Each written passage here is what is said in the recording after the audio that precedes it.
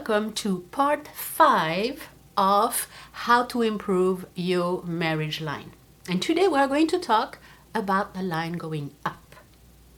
So what are we talking about? We're talking about the marriage line, which is the line, horizontal line starting from the edge of the hand and under the baby finger.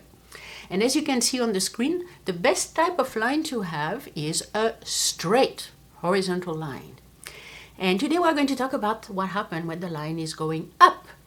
And you're going to see actually 4 different examples of a line going up. So you see one right now. Now you see one that is a little bit longer but still going up. Now you see a combination of different lines, but the one we're interested in is the one going up. And then one last example. So what does it mean? Well, it means that you want to have your cake and eat it too. Now let me explain what it means in the case of the line. The marriage line is a commitment line. So when you have a line going up, because you have a commitment line, it means that you want to be in a relationship. You want to be romantic. You want to love. You want to share. You have everything that means that you want to be in a relationship. But at the same time, because it is going up, it means that you want to be as free as a bird. Sorry, but that's not the way it works in relationships. You have to choose. You cannot be in a relationship and have complete freedom. So if you have a line going up, you're stuck because you're never happy in your relationship because your mind is in 2 different spaces. So what should you do? Well, I am going to show you an example of a person who used to have a line going up, and as you can see, afterwards he was able to straighten this line. So when you have the line going up, you want to be in a relationship. So this man really wanted to be in a relationship, but at the same time, he still wanted to have his life the way it was when he was single. So for instance, he wanted his girlfriend to live with him, but only if she had her own bed. He didn't want to sleep all night with her.